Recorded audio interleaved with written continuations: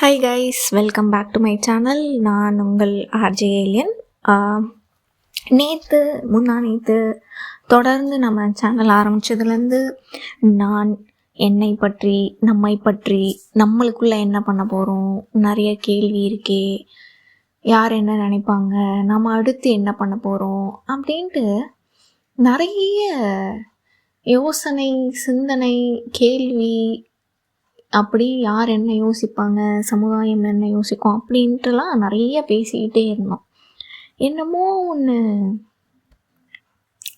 ஏதோ நம்மளால் முடியாதோ அப்படின்ற மாதிரி ஒரு நெருடல் எனக்குள்ளே இருந்துக்கிட்டே இருந்துச்சு. அதாவது நான் கடந்த ஒரு 45 நாளாக என்னெல்லாம் யோசித்தேனோ அந்த இடத்துலலாம் இல்லாத ஒரு நெருடல் எனக்கு இப்போ இந்த ஒரு 3 vlog போட்டிருக்கேன்னா, 3 பாட்காஸ்ட் போட்டிருக்கேன்னா, இப்போ ஒரு மாதிரி தோணுச்சு. அது மேபி ஒரு ஃபீமேலோட ஹார்மோனல் பேலன்ஸா, அது என்ன அப்படின்றதுலாம் எனக்கு தெரியல.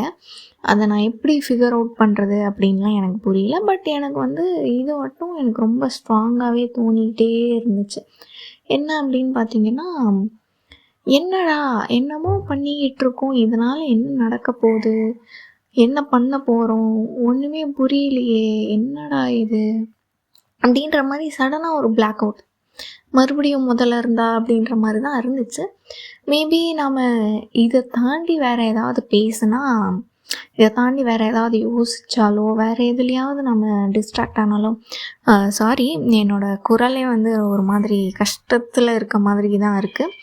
எனக்கு அது நல்லாவே தெரியுது. வழக்கம் போல் என்னோடய குரல் இல்லாமல் ஒரு மாதிரி ரொம்ப கஷ்டமாக இருக்க மாதிரி இருக்குது. எனக்கு அது நல்லா புரியுது.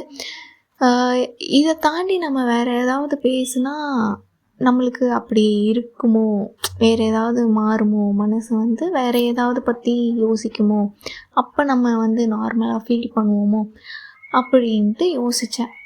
சரி, ஓகே, வேறு என்ன பேசலாம் அப்படின்னு பார்த்தீங்கன்னா, நம்மளோட டே டு டே லைஃப்பில் வேறு என்னென்ன நடந்துக்கிட்டு இருக்குது. நான் ஒரு சென்னை பீயிங் கேர்ள்.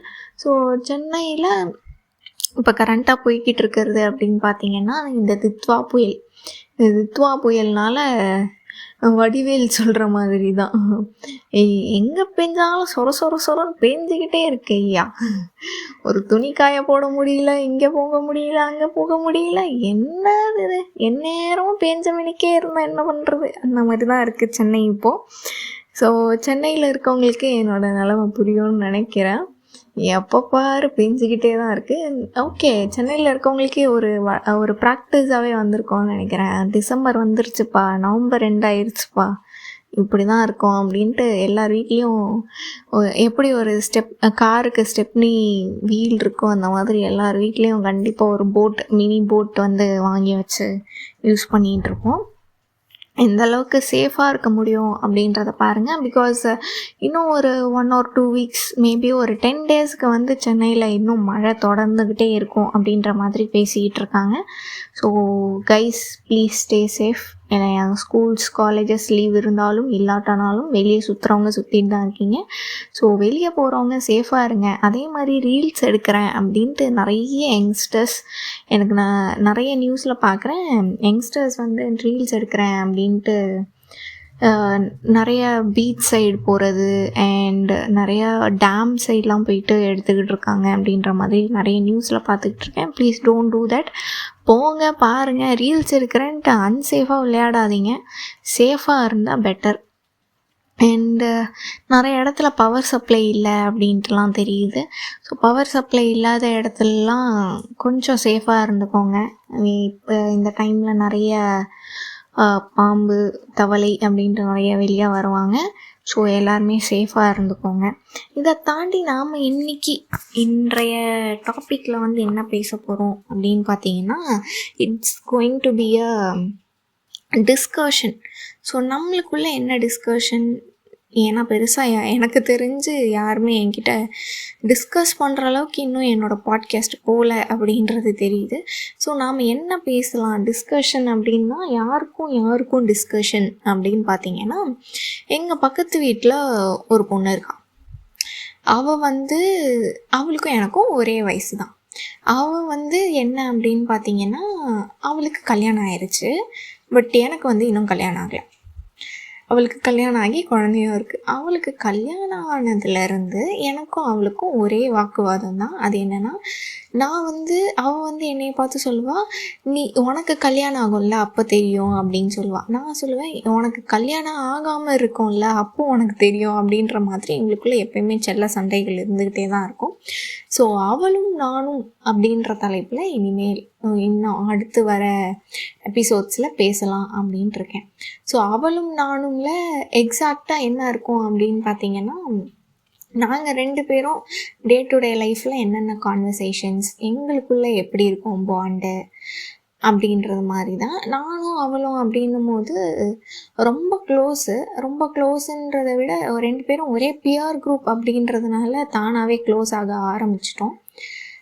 என்னதான் அவள் வந்து பக்கத்து வீட்டு பொண்ணு அப்படின்ட்டு இருந்தாலுமே வந்து அந்த மாதிரி பெருசாக பிஹேவ் பண்ணது இல்லையோ அப்படின்ற மாதிரி எனக்கு தோணும்.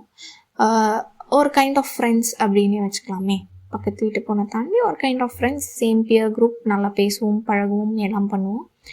ஸோ எங்களுக்குள்ள கான்வர்சேஷன் எப்படி இருக்கும், நாங்கள் என்னென்ன ஃபன் பண்ணிகிட்ருப்போம், அதே மாதிரி ஒரு கல்யாணம் ஆன பெண்ணோட வியூ வந்து அவங்களோட லைஃப் பெர்ஸ்பெக்டிவ் எப்படி இருக்கும், ஒரு குழந்தை வச்சுருக்க அம்மாவோட லைஃப் பெர்ஸ்பெக்டிவ் எப்படி இருக்கும், அண்டு கல்யாணம் ஆகாமல் இருக்க என்னோடய லைஃப் பெர்ஸ்பெக்டிவ் எப்படி இருக்கும், அதாவது விமென் தான், 2 பேருமே விமென் தான், no doubts in that.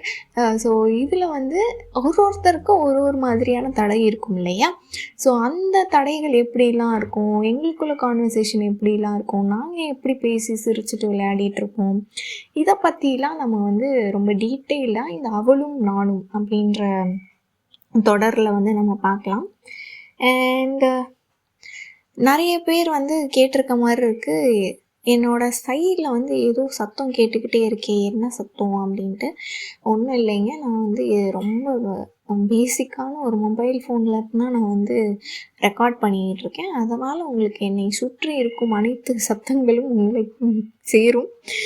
So அதனால் எந்த ஒரு டிஸ்ட்ராக்ஷனும் இல்லாமல் என் பேச்சை கேட்பீங்க அப்படின்ட்டு, அதாவது நான் பேசுவதை கேட்பீங்க அப்படின்ட்டு நம்புகிறேன். ஸோ இனிமேலாவது நம்ம டிஸ்கஷன் மோடுக்கு போகலாம் அப்படின்னு நம்புகிறேன். எல்லாரும் கேட்டுக்கிட்டே இருங்க. இது உங்கள் ஆர்ஜே ஏலியன் பாட்காஸ்ட். பை.